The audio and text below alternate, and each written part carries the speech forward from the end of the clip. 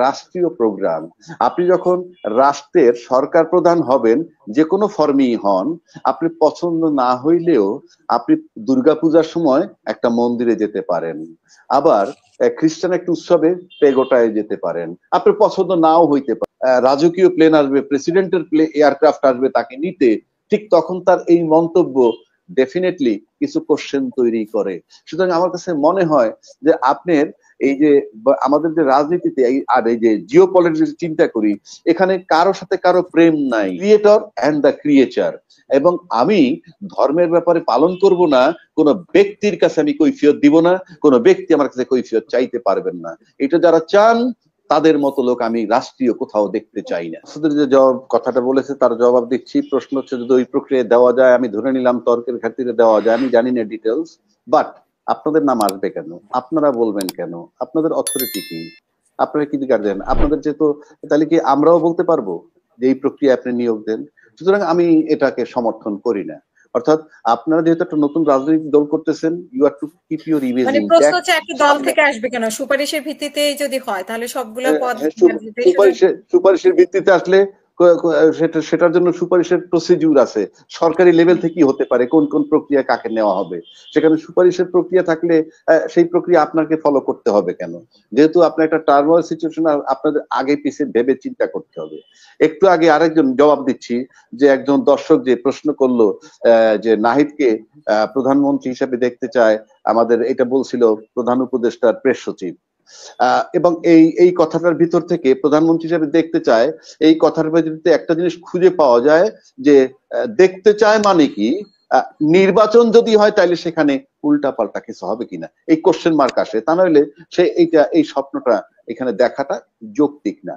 3 নম্বর আসেন আপনি, এই যে কি যে গোয়েন্দা প্রধান, ভারত কি আমেরিকার গোয়েন্দা প্রধান সুনিতা গাভার্ড যে কথাটা বলেছে যে যুক্তরাষ্ট্র বাংলাদেশের পরিস্থিতি নিয়ে উদ্বিগ্ন, এই কথাটা আসতেছে কেন?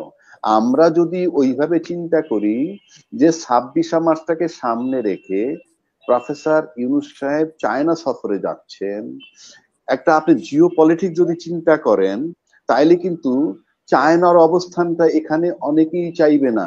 সেক্ষেত্রে আমেরিকান ভারত এক হবে, কোনো সন্দেহ নাই চায়নার উপস্থিতির ক্ষেত্রে। 1 2, চায়না কিন্তু বাংলাদেশের স্বীকৃতি দেওয়া হলো সর্বশেষ কান্ট্রি যিনি সম্ভবত বঙ্গবন্ধু মানে নিহত হওয়ার পরে 31 আগস্ট বা কত 75-এর স্বীকৃতি দিয়েছে। 3 নম্বর, 26 মাসটা একটা রাষ্ট্রীয় প্রোগ্রাম। আপনি যখন রাষ্ট্রের সরকার প্রধান হবেন, যে কোনো ফর্মেই হন, আপনি পছন্দ না হইলেও আপনি দুর্গাপূজার সময় একটা মন্দিরে যেতে পারেন, আবার খ্রিস্টান একটা উৎসবে পেগোটায় যেতে পারেন। আপনার পছন্দ নাও হইতে পারে, কথার কথা তর্কের খাতিরে। এখন 26 মাস আপনার পছন্দ নাও হতে পারে, কথার কথা, কিন্তু আপনাকে ওই দিনটা থাকা উচিত ছিল। কারণ আপনি নিজেকে যে হেভিওয়েট বলেন গ্লোবালি, আমরাও সেটা বিশ্বাস করি, আমি এটা বদনাম করছি না, বিশ্বাস করি। সেক্ষেত্রে আপনার শিডিউল একটু নির্মিষ করা যেত। 28 তারিখ চীনের প্রেসিডেন্টের সাথে দেখা করবেন, সেটাকে আপনি 29 তারিখও করতে পারতেন, আপনি এখান থেকে 27 তারিখ যেতে পারতেন, কথার কথা বলছি। কারণ এগুলা নোটেড।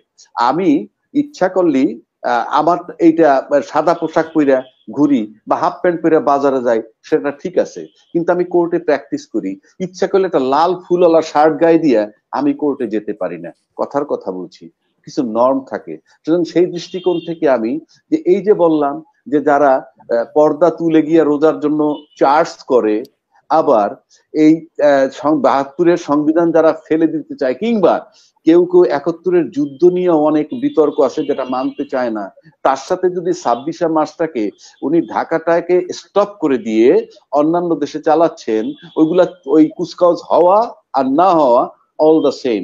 কারণ বাংলাদেশে ঢাকা এমন একটা জায়গা, কোন দেশের সাথে যদি যুদ্ধ লাগে ঢাকা দখল করলেই দেশ দখল হয়ে যায়।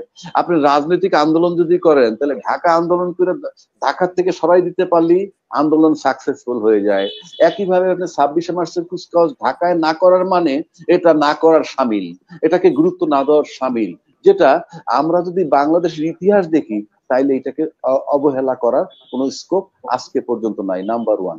নাম্বার টু, আপনি এইটা ভিতর থেকে পছন্দ না করলেও এটা পালন করতে পারতেন, এটা নৈতিক দায়িত্ব, এটা আপনার পদের জন্য করতে হবে। 3 নম্বর, আপনি যদি এটা খুব আর্জেন্ট থাকতো আপনি চায়না যেতেই পারেন, কিন্তু ঢাকার কুচকাওয়াজ বন্ধ হলো কেন, সেখান থেকেই প্রশ্নটা আসতেছে। সুতরাং এই প্রশ্ন আপনি কিভাবে উত্তরাবেন? তো একটু আগে যে আমি বললাম যে এক্সট্রিমিস্ট বলতে জানা যায়, নাহলে আমেরিকা আমাদের রাজনীতি নিয়ে পরিস্থিতি নিয়ে উদ্বিগ্ন কেন হবেন? আমরা তো জানি যে আমেরিকা পশ্চিমা বিশ্বের সাথে আমাদের সরকার প্রধানের খুব ভালো সম্পর্ক, কিন্তু উনি হঠাৎ করে চায়নার প্রতি এত গুরুত্ব কেন দিচ্ছেন? তাহলে কি কোনো অবিশ্বাস তৈরি হয়েছে যে এখানে বিকল্প, মানে যদি সে কোনো বেকায়দা পান তাহলে চায়নার দিকে ধাবিত হতে হবে? তা না হলে চায়নার উপস্থিতি এখানে আমেরিকা চাইবে না, এটাই স্বাভাবিক, ইন্ডিয়াও চাইবে না। সেক্ষেত্রে এই যে গুরুত্ব প্রদান করাটা, এটা নিয়ে একটা কোশ্চেন মার্ক হতেই পারে। আর আমেরিকার গোয়েন্দা প্রধান ঠিক এই মুহূর্তে যখন উনি চায়না 26 মার্চ যাবেন, ওখানকার রাজকীয় প্লেন আসবে, প্রেসিডেন্টের এয়ারক্রাফট আসবে তাকে নিতে, ঠিক তখন তার এই মন্তব্য ডেফিনেটলি কিছু কোশ্চেন তৈরি করে। সুতরাং আমার কাছে মনে হয় যে আপনার এই যে আমাদের যে রাজনীতিতে আর এই যে জিও পলিটিক্স চিন্তা করি, এখানে কারো সাথে কারো প্রেম নাই, এটা গিভ অ্যান্ড টেক এর খেলা। সুতরাং এখানে কেউ কাউকে ছাড় দিবে না। সুতরাং আপনি ব্যক্তিগতভাবে কৌশল করে আপনি সার্ভাইভ করবেন, আর যদি আমার দেশের পরিস্থিতি, রাজনৈতিক পরিস্থিতি খারাপ হয়ে যায়, তার জন্য জনগণ সাফার করবে, আর আপনি আপনার দেশটাকে উন্নত করে ফেলবেন, মানে আমি এটার পক্ষপাতী না। আমার ইন্টারনাল পিসটা খুব জরুরি, কারণ আমি আমার নিজের জানমালের নিরাপত্তা দেখব, আমার নিজের সম্পত্তির সিকিউরিটি দেখব। সেক্ষেত্রে আপনাদের যদি এই চীন, আমেরিকা, ভারতের খেলায় আমরা ভিকটিম হয়ে যাই, আমাদেরকে ভিকটিম করে জনগণ দেশটাকে অশান্ত করে আমরা কি গেইন করব? আমার দেশের জনগণ ফার্স্ট।